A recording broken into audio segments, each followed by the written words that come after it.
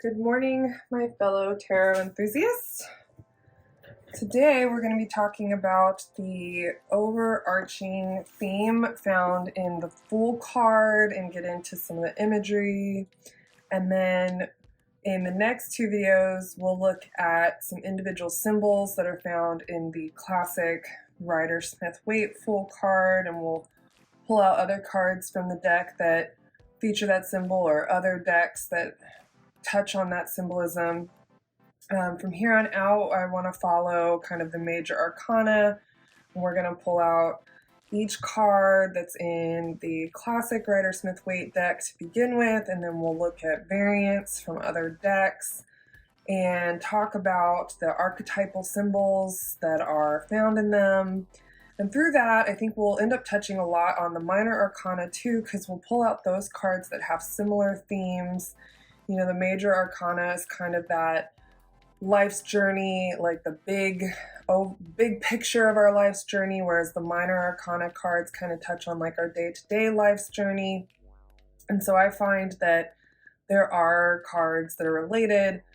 Other tarot readers might have information out there that it doesn't quite match up with mine. I'm kind of learning as I go at the same time. So, you know, and I'm using research and knowledge of symbology and symbolism and Jungian archetypes and things like that to help inform my readings and my work. I'm also reading other readers, but I'm also just sometimes looking at, nowadays there are so many different decks out there that with different interpretations and different guidebooks. So I'm also trying to get back to looking at the actual like imagery of the cards, the images, the symbolism, and I'm learning about the numerology and the astrology as we go also. So these videos are as much a learning tool for me as they are sharing, you know, any kind of wisdom or knowledge with anybody else. So we're starting today with the Fool card. We're going to look at the overall. In the next two videos, I want to look at the dog symbology and the rose symbology, how it changes, how it's different for tarot than it might be in art history, and look at that. But for today, we're looking at the Fool as the card of new beginnings, and we're really looking at that idea, that theme, that archetype of, you know, when we set out on a new path, we don't know what we're doing, so, you know, we're kind of walking blindly. In a lot of the Fool cards that I see, especially the ones that stick closer to this original iconography, or this imagery, this picture with the cliff, I often read some of those, like this one in particular. If you look at the subtle difference in how this is the Ethereal Visions deck by Matt Hughes. It's an Art Nouveau interpretation of the Rider Smith-Waite deck. And so if you look at the subtle difference in the Fool himself, here we're not looking down, we're not paying attention. Here he is looking down, like he's well aware he's at the edge of the cliff. Here we have a bag of things, and here we have an open umbrella suggesting, okay, I'm going to jump. I'm going to take this leap of faith, and I'm going to see where I go. Another interpretation over, you know, the leap of faith could be, depending on where it ends up, with any Fool card that represents someone about to step off a cliff, is a warning of, oh, hey, you might want to look before you leap, or hey, you've got a new beginning started, but, you know, be mindful of where you step, you could fall off a cliff. Or at the end of the day, we all don't know what we know until we know it. And so this card could be a reminder, less of a warning, more of a reminder, hey, you've got a new beginning coming. Be expecting some stumbling blocks, like you're gonna step off the path, or you're gonna not know where you're going at certain points. But again, leap of faith. Here you see this is shaped like a keyhole, and this is shaped like a door knocker. So this is like Matt Hughes saying, like, here's the here's the way in, here's the key, here's the door opening, here's how you get through. So that's, either way, you know, these cards refer to a new beginning in some way, and then they have the hint, like in this card, this is the Last Unicorn Tarot by Geekify Inc., and this is the Light Seers Tarot. I'm blanking on the artist name, but this is the Light Seers Tarot. You can Google it and find it in a lot of shops. So where I see a little bit of a difference in these that both feature cliffs and these two is that these two are, like, he's juggling, and so, like, this, they have bags on them, and they have the dogs, and, like, they're, you know, here he looks like he's about to jump, here he looks like he's walking along, might fall off, but they're very clearly on a journey. And this one, we've just got Schmendrick juggling and potentially is going to walk off a cliff. And where that could be a subtle difference is that sometimes our new paths, our new beginnings for us in life are not started intentionally. We don't necessarily head out on that journey. Sometimes we are walking along, doing our thing, and boom, the ground falls out from beneath us, and we are now in a place of a new journey. We are now in a position of being a novice, completely clueless, find ourselves in a place where we did not know, we don't know how to navigate it yet because we've never been there before. And I feel like these two cards suggest that new beginning a little bit more than these two. These to me suggest, like, hey, you've got a life change coming, but they are life changes that you want to happen, that maybe you manifested, maybe you're trying to make happen. But these are more like, oh, hey, you were kind of just headed out on, you know, you were just hanging around, thought you were like safe, and then boop, that rope broke and you fell into the pool. Or hey, you were just walking along practicing your juggling and oh, the ground was gone.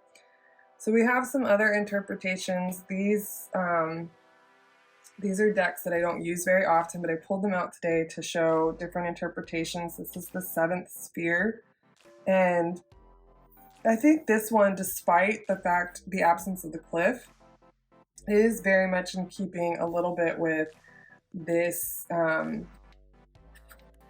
this original idea. You know, this person is about to walk through that door. They have no idea what's on the other side of that door. We, as the reader, cannot see what's on the other side of the door. They are either taking a leap of faith to find out what's on the other side of the door, or they are like diving in at the deep end of the pool and hoping that they find out if they sink or swim by going in through that door. And then we have, this is the Divine Feminine Tarot by Karina, where, you know, all of the cards show divine goddesses. Oh. And so again, we're hearkening back to this original iconography, just in a much more simple way. We've bare bonesed it down. She's on the edge of the cloud instead of the edge of the cliff. This represents, you know, this bag here she's carrying with her. We don't have the dog in this one, but again, we can't tell whether she knows she's about to step off the edge or not. This is the Mystical Universe Tarot. This one I got on Etsy, and this one is a good deck for practicing knowledge of like symbols, because I find this deck is full of like mathematical, geometrical, those kinds of symbols, alchemical, things like that. So I pulled this one out. I find this one interesting because there's not really much more of the Fool. Then here we go, we have the Fool, and then I find it interesting that they have the sword, the wand, the cup, and the pentacle or the coin here, because that's usually, we don't meet those until the Magician, and that's usually implying that the Magician now has the tools that they need. Like the Fool is taking that first step, and then the Magician is like, okay, now we're actually like learning what we need to do. We've got the tools in front of us. So I found that an interesting interpretation. This is my Erethereal deck that I found on Etsy. And this imagery in this deck can be a little difficult for me to read as much as I love it. I absolutely love it. I love his guidebook. I think it's one of the best guidebooks, and it's a wonderful deck to use. It's very insightful. However, just looking at the cards like without any knowledge, I find a little difficult to discern. But I've spent some time with this card, and I started to see, here this dark figure is on a platform, has the wand, which kind of can harken back to the stick that the original Fool is carrying, or not the original Fool, but the Rider Smith-Waite Fool is carrying. And here we have a window opening up in the clouds, and in order to get from this platform to that window, he's going to have to step off. And what's going to happen? Are the clouds going to carry him? Is he going to fall? Who knows? So again, I think this card could be definitely a leap of faith type of Fool card, a more intentional, like, new beginning. The person who pulls this card, like, is intending or wants this new beginning to start, or is being faced with a new beginning where they at least have the time to sit and think, before they move forward. They're not having the ground just pulled out from under them, but maybe not. These are all open to interpretation. And this is the Phantomwise Tarot. It's by Erin Morgenstern. According to her guidebook, she was working on these paintings and making this tarot deck as she was writing The Night Circus, and it kind of like they both helped inform each other. And if you're familiar with Alice in Wonderland, we can see some very clear reference to Alice in Wonderland here. We have the white rabbit jumping down the hole in the tree. We even have the cat here, made white, most likely to better suit the black and white format she's used. And the little girl who's gonna very quickly, without thinking, she's gonna jump, and she's gonna find herself in a land where she knows nothing about, and she is starting fresh with no prior knowledge. So very, I really like her choice there for that. So what are some other cards in the deck that we could say represent new beginnings? And for me personally, I think, if you look at the numerology meanings, common numerology meanings for the number 1, you get new beginnings. And so that, references the aces. And I will admit, in a lot of decks, the aces and the court cards sometimes stump me, especially depending on where they land. Sometimes where they land in a spread, and I'm like, I get what they're trying to tell me right away. And other times I'm like, because I often think of them as like new beginnings cards, and then I start to think of the suits. Now here in the classic deck, especially with the cups, there's some very classic iconography here. The dove means, historically speaking, in Western art, the dove is a reference to God. This looks like the Eucharist, and this cup looks like a chalice from a Catholic Mass. So you also are seeing like the Holy Trinity here. You're seeing God, Jesus is the body, and the cup is the vessel for the Holy Spirit. So you're seeing a reference for the Holy Trinity. When you think about it in terms like that, whether you're Catholic or not, think about it more in the terms of spiritual body-mind unity. So the Ace of Cups is a new beginning down that path of, something. And again, this is like a minor new beginning. This isn't some big major life change. This could be like someone's going to come along and say something to you, and the message is going to be clear, and you're starting down the path of an emotional breakthrough on working through some trauma or something like that.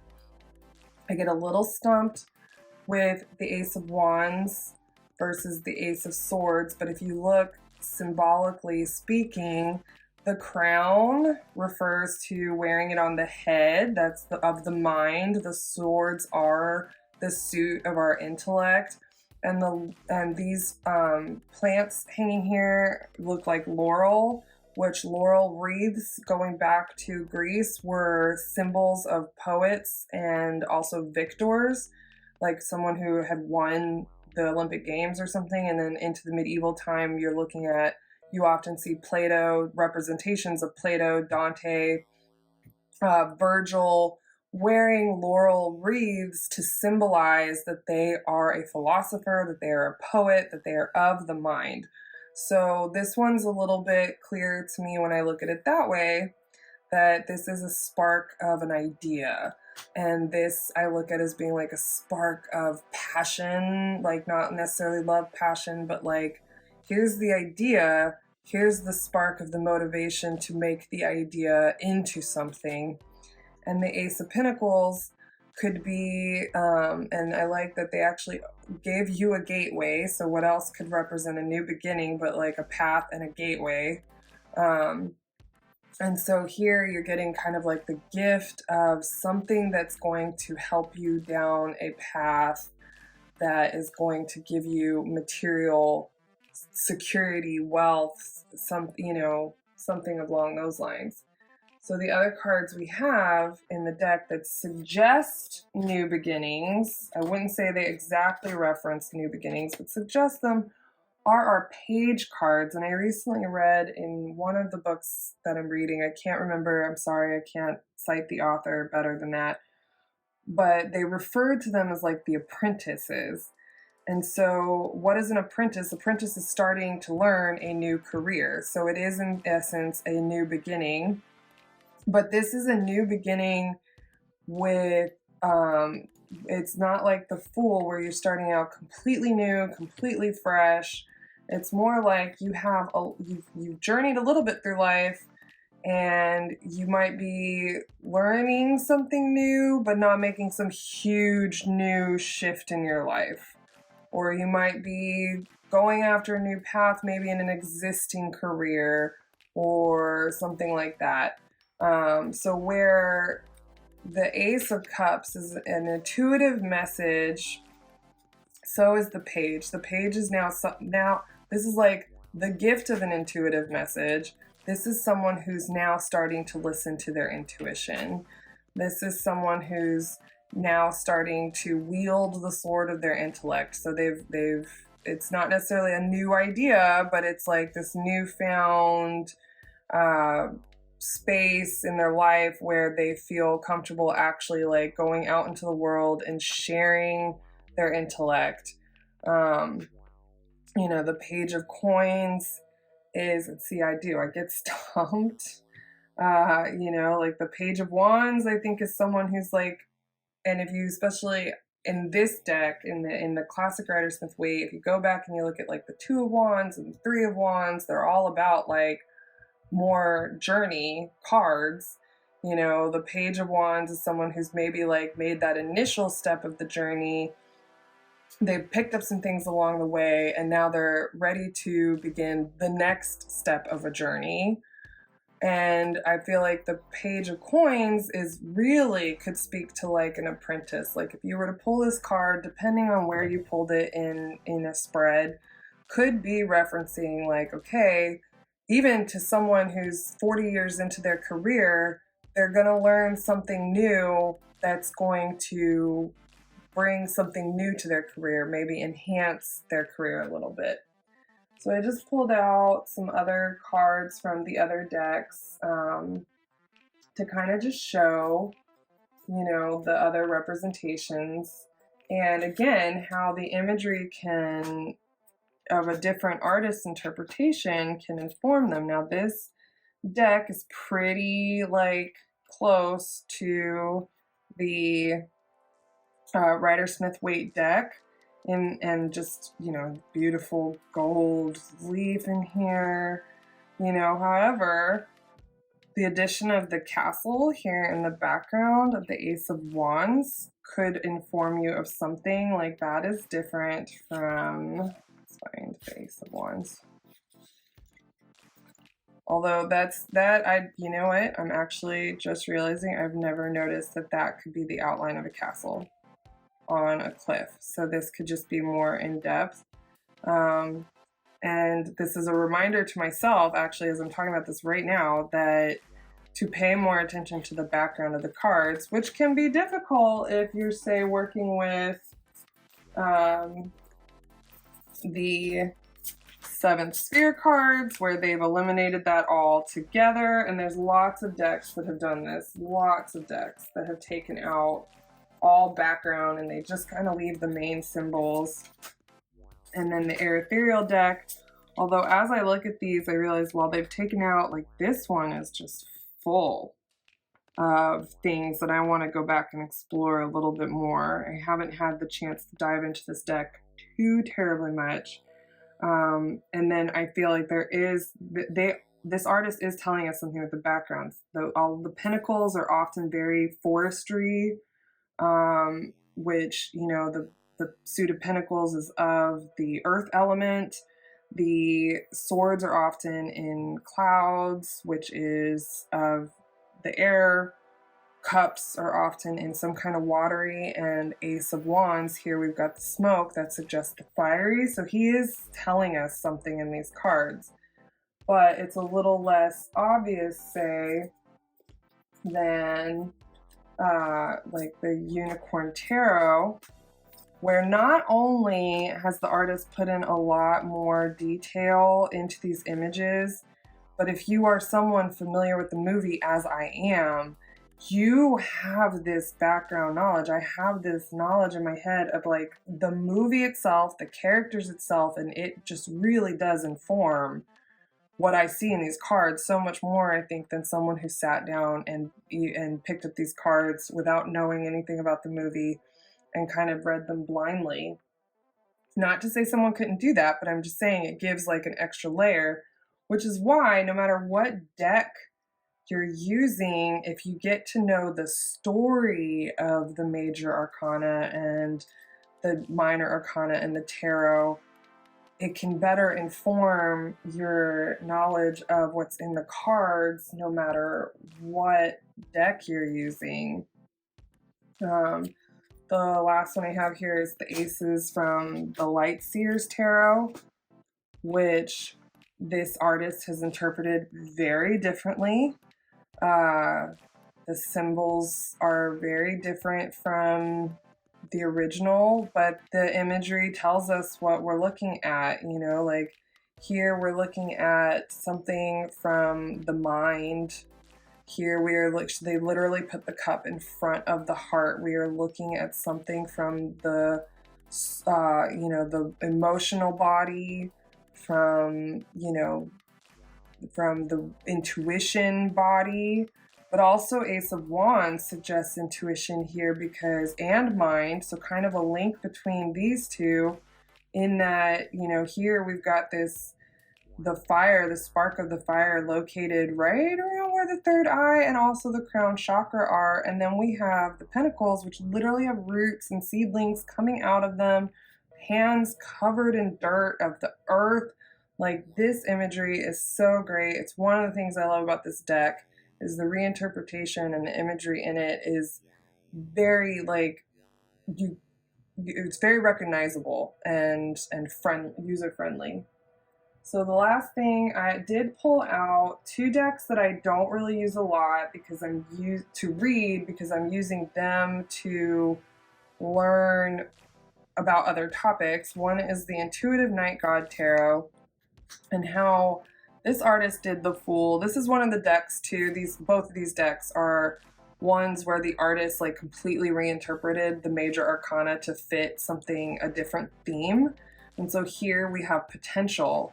And the thing I like, and I'm glad I pulled this card out and remembered, is that is a whole nother way to think of the Fool. So we think of the Fool as like the new beginnings card or the beginning of something.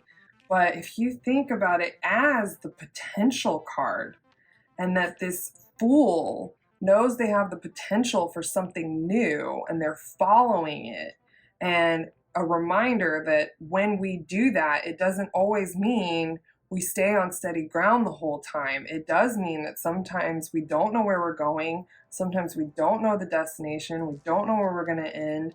But what to keep in mind is your potential, that you are following your potential and seeing where it leads you. So I really like that I grabbed that one out. And then the next one is the Green Witch Tarot. which I'm using to learn a little bit more about Celtic mythology because it's very based on that. And this is the Green Man. And the Green Man represents the god of nature in his aspect as the Green Man. And it's like kind of represents he represents the fertility of spring and the awakening earth when vegetation begins to sprout. Early flowers poke through the barren ground, buds appear on trees, and there's hope for the end of the deprivations of harsh winter. And so in that, he is referring to the fresh awakening of spring, the new beginnings, that the end of something old and harsh. And so that gives a new meaning that you could take into your interpretations of the Fool card too, because you know, nobody said that the Fool card is like the first new beginning for you. This card could be showing up for someone who's been sitting around waiting for a change, waiting for something new. And so, and a reminder, like the major arcana itself is like the wheel, and it keeps going. And then within that wheel, you have cards that reference that wheel. And then the minor arcana are the wheels of the day-to-day life. And so here they've chosen the Green Man to represent the wheel as the beginning of spring, being the beginning of new life, the end of winter, and then the wheel will continue. So that covers, well, it doesn't even begin to cover, but it's my interpretation of the Fool as the New Beginnings card. If you're interested in learning a little bit more about tarot symbolism, if you head over to my Etsy shop, BB Soto Tarot on Etsy, you can download this digital guide to symbolism. I have a couple different versions with different covers, and then it comes with these journal templates where you can print these out as much as you want and create your own tarot journal however you want, whether it's daily reading or you want to keep notes for yourself on your own. I actually use this all the time because I do have, since the court cards befuddle me, I do have notes on the court cards in there, as well as colors, numerology, things like that. So I want to thank you so much for joining me today, and I look forward to the next video when we discuss the imagery of the dog in the Fool card and other cards.